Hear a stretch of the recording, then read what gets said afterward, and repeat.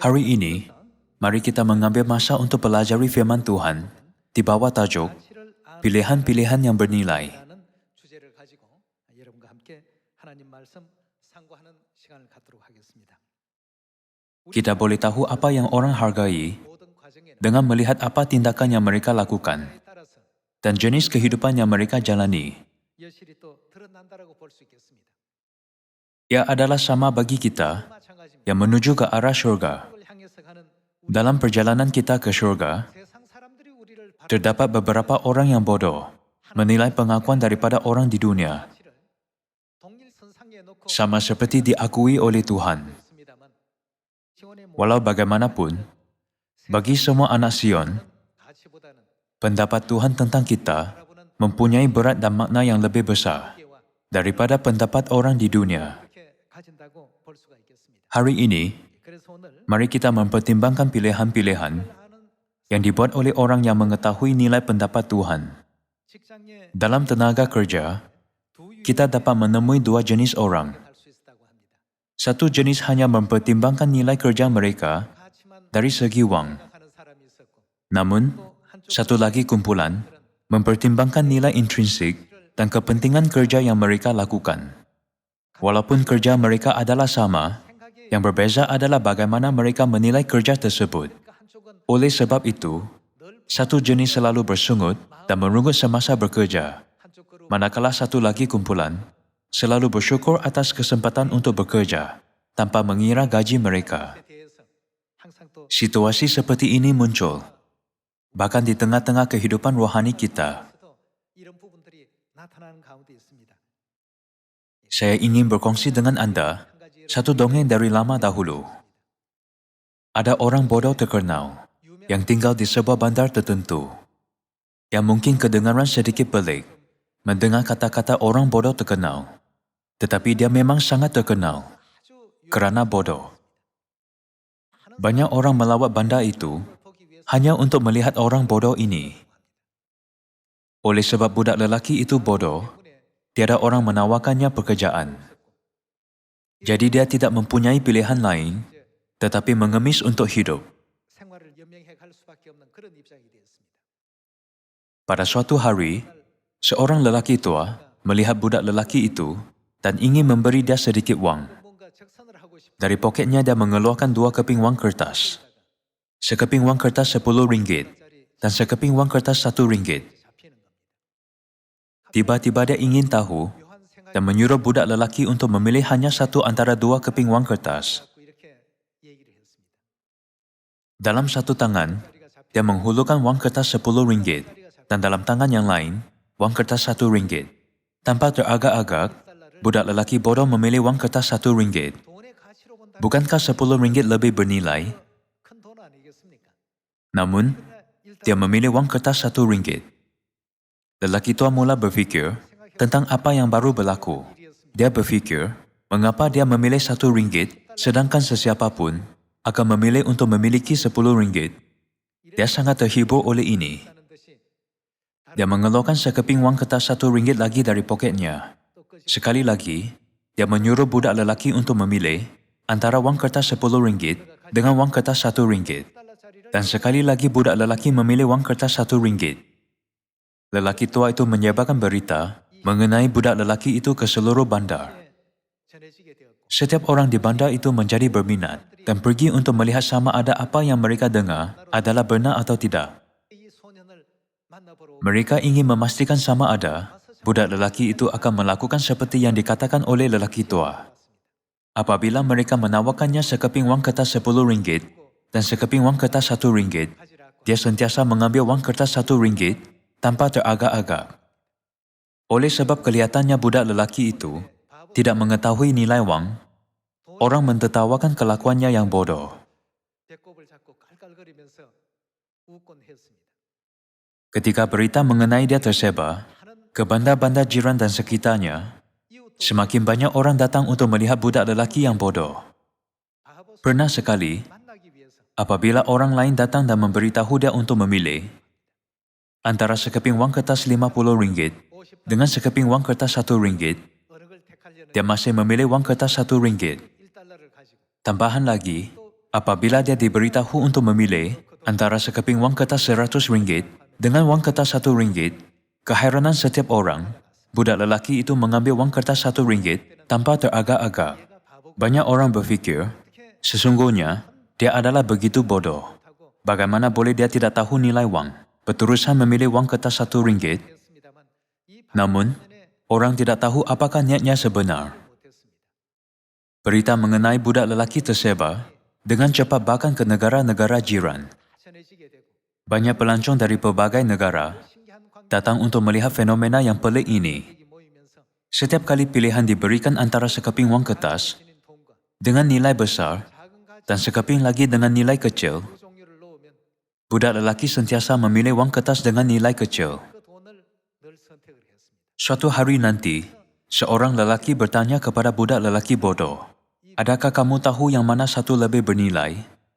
Antara wang kertas RM10 dengan wang kertas RM1?" Budak lelaki itu menjawab, "Ya."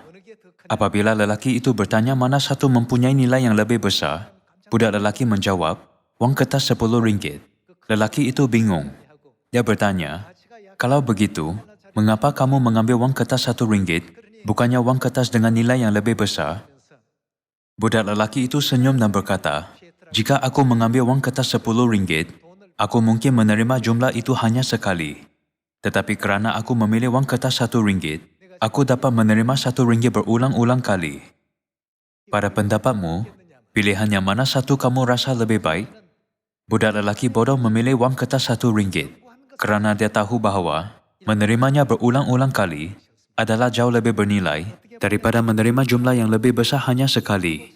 Apabila kita berfikir tentang itu, walaupun dia kelihatan seperti orang bodoh, bukankah dia agak jenius? Budak lelaki tahu dengan baik perbezaan antara nilai berterusan dengan nilai seketika. Tetapi orang lain berfikir bahawa dia tidak tahu tentang nilai wang. Pada masa sekarang, terdapat begitu banyak orang di dunia yang hidup tanpa memahami perbezaan antara perkara-perkara yang mempunyai nilai seketika dengan yang mempunyai nilai berterusan. Jika anda bertanya kepada seseorang, yang mana satu kamu akan pilih, hampir semua orang akan mengambil wang kertas RM10. Orang seperti ini memilih nilai dan keseronokan seketika. Pada hakikatnya, budak lelaki bodoh bukan benar-benar bodoh sama sekali. Sebenarnya, dia adalah sangat berhemat dan bijak. Jadi hari ini, mari kita berfikir lebih lanjut tentang topik nilai seketika dan nilai kekal. Kita dapat memastikannya melalui Alkitab, bahawa kita, anak-anak Sion, telah memilih keabadian daripada yang seketika. Walaupun kelihatannya kita memilih sesuatu yang kurang bernilai, pada akhirnya, pilihan-pilihan yang kita buat akan menjadi nilai kekal. Mari kita lihat buku Lukas, bab 23, ayat 32. Dan ada juga digiring dua orang lain, yaitu dua penjahat untuk dihukum mati bersama-sama dengan dia. Ketika mereka sampai di tempat yang bernama Tengkorak, mereka menyalibkan Yesus di situ, dan juga kedua orang penjahat itu, yang seorang di sebelah kanannya, dan yang lain di sebelah kirinya. Yesus berkata, "Ya Bapa, ampunilah mereka, sebab mereka tidak tahu apa yang mereka perbuat." Dan mereka membuang undi untuk membagi pakaiannya. Orang banyak berdiri di situ dan melihat semuanya. Pemimpin-pemimpin mengejek dia. Katanya, "Orang lain ia selamatkan. Biarlah sekarang ia menyelamatkan dirinya sendiri. Jika ia adalah Mesias, orang yang dipilih Tuhan."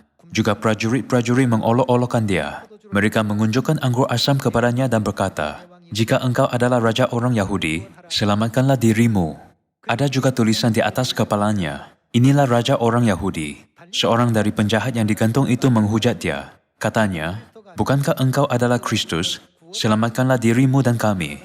Tetapi yang seorang menegur dia. Katanya, "Tidakkah engkau takut juga tidak kepada Tuhan, sedang engkau menerima hukuman yang sama? Kita memang selayaknya dihukum, sebab kita menerima balasan yang setimpal dengan perbuatan kita. Tetapi orang ini tidak berbuat sesuatu yang salah." Lalu ia berkata, "Yesus, ingatlah akan aku apabila engkau datang sebagai raja." Kata Yesus kepadanya, "Aku berkata kepadamu, sesungguhnya hari ini juga engkau akan bersama-sama dengan aku di dalam Firdaus." Ini ialah babak yang dikenali ramai daripada Alkitab, dan kita sangat biasa dengan kata-kata ini. Yesus telah disalibkan bersama dengan dua penjahat, seorang di sebelah kirinya dan seorang di sebelah kanannya. Apabila kita membandingkan dua penjahat itu, kita dapat memastikan penjahat yang mana satu memahami nilai. 누구인가를 확인해 볼 수가 있습니다. Apa yang dilakukan oleh penjahat di sebelah kiri yang hanya fokus pada seketika, dia menghina Yesus. Dia melakukan ini kerana orang yang menghina Kristus kelihatannya lebih besar, berkuasa, dan kuat daripada Yesus. Untuk mendapatkan perkenan mereka, penjahat di sebelah kiri menyertai pihak orang yang menghina Kristus. 예수님에 대해서 함께 비방을 했습니다. Dia menghina Yesus, mengatakan, "Bukankah engkau adalah Kristus? 은혜가 Selamatkanlah dirimu dan kami." 한 그 경감이 주어지지 않게 Dengan harapan yang salah untuk menerima rahmat khas 들어서 yang akan mengurangkan hukuman, 내가 그리스도가 아니냐? 너와 우리를 dia memainkan peranan seorang juru cakap, 밑에 있는 백성 bercakap bagi pihak semua orang 그 dan askar-askar yang menghina Kristus. 역할을 했습니다. Dia hanya berfikir tentang seketika. 심한 생각한 사람입니다. Dia berfikir bahawa sekiranya dia menghina Yesus, hukumannya akan dikurangkan. 경감받지 않겠는가 하는 이런 일말에 Jadi dia mengikut orang 그들과 yang kelihatan lebih berkuasa pada ketika itu. Walau bagaimanapun, 또는 penjahat di sebelah kanan fokus pada keabadian. 그 순간에 Pada saat ketika tiada seorang yang sanggup berpihak kepada Yesus. 영구적인 가치를 생각하다 보니까 그 순간은 Walaupun ada kemungkinan untuk dihina dan diejek oleh orang lain, 조롱받을 수 있는 그런 위치에 있어서도 dia menegur penjahat yang lain 생각하고 kerana dia menghargai keabadian lebih daripada seketika. 문책을 했습니다. Dia berkata, "Kita memang selayaknya dihukum sebab kita menerima balasan yang setimpal dengan perbuatan kita. Tetapi orang ini tidak berbuat sesuatu yang salah. Yesus, ingatlah akan aku apabila engkau datang sebagai Raja." Kata Yesus kepadanya, "Aku berkata kepadamu, sesungguhnya hari ini juga engkau akan ada bersama-sama dengan aku di dalam Firdaus." Penjahat di sebelah kiri berfikir bahawa dia akan lebih menderita jika dia berpihak kepada Yesus. Jadi dia berpihak kepada kumpulan besar.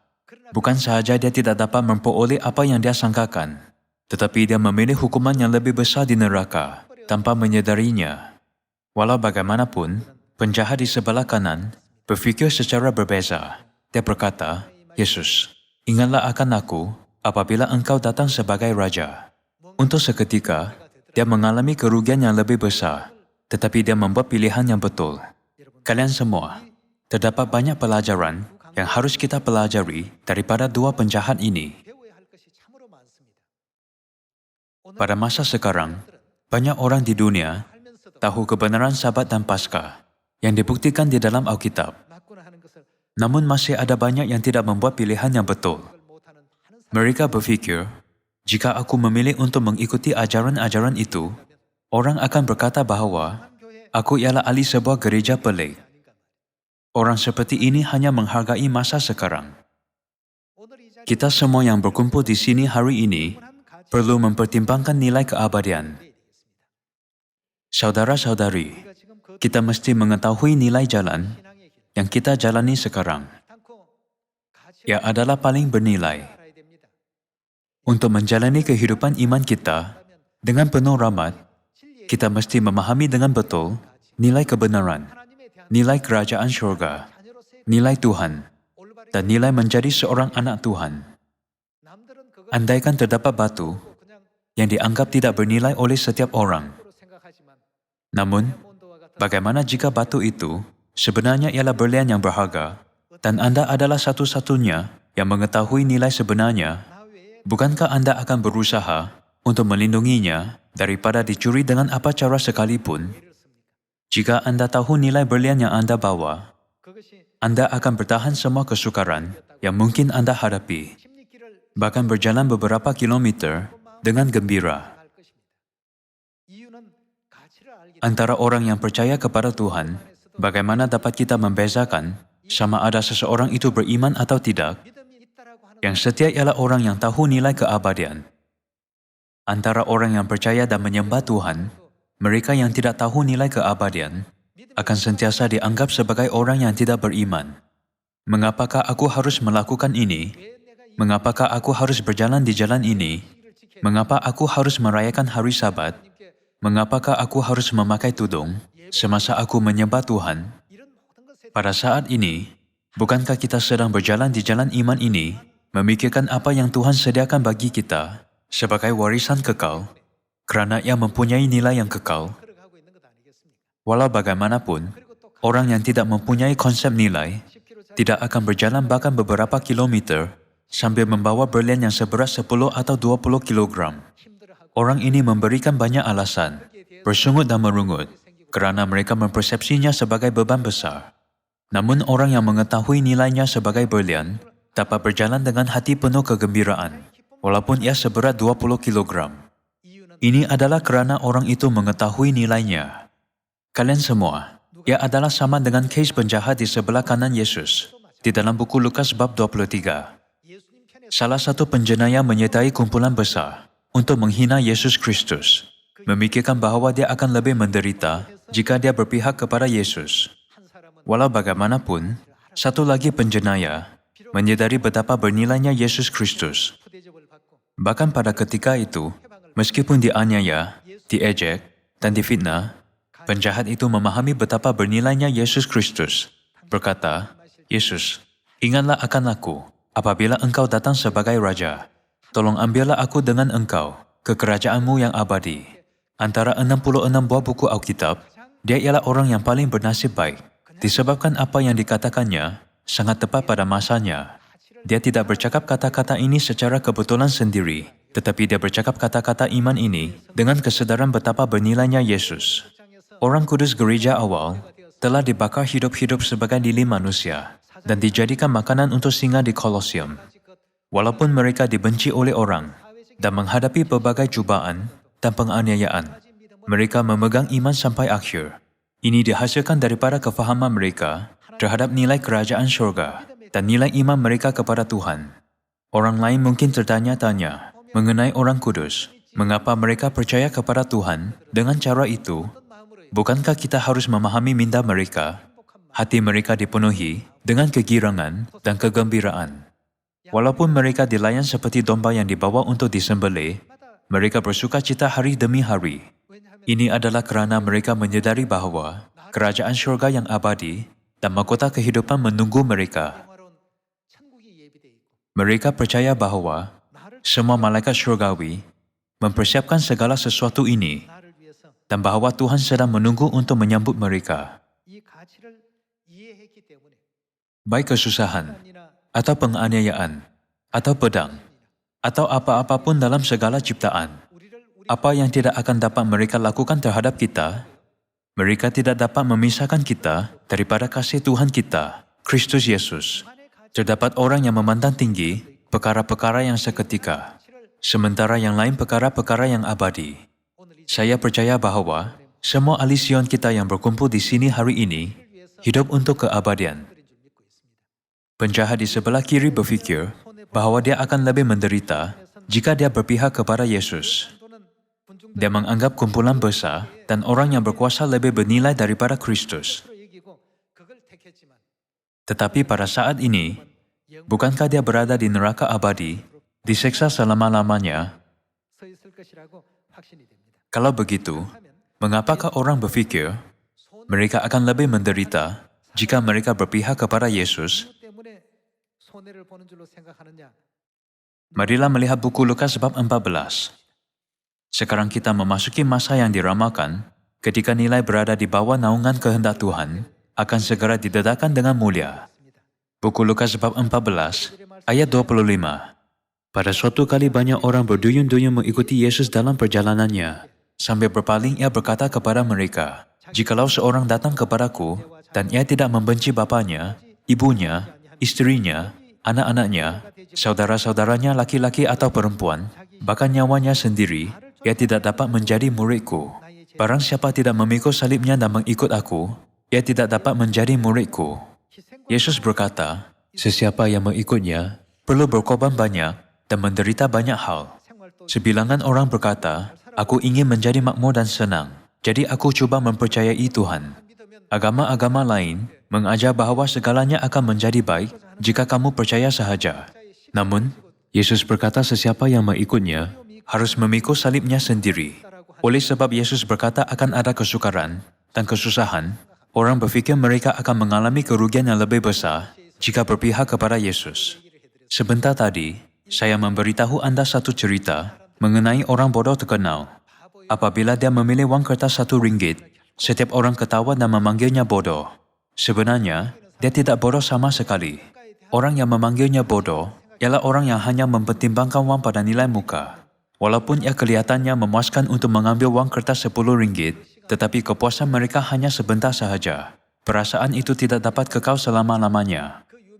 Sebaliknya, bukankah orang bodoh terkenal dapat memperoleh beratus-ratus ringgit dengan memilih wang kertas RM1 dalam jangka masa yang lebih panjang?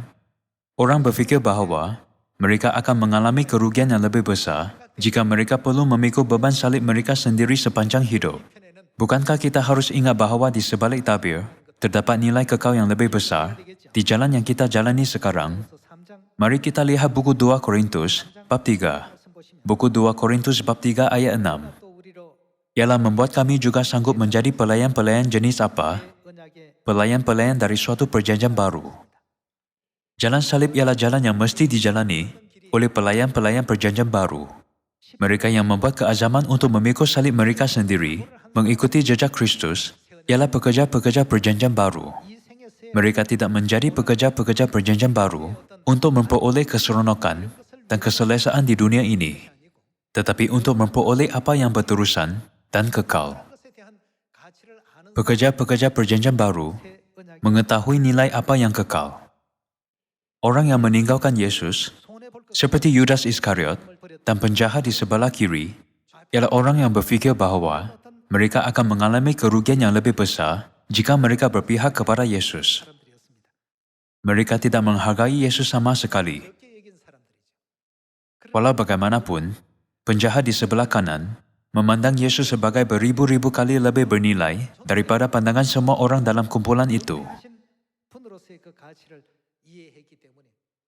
Inilah sebabnya dia melegakan hati Yesus.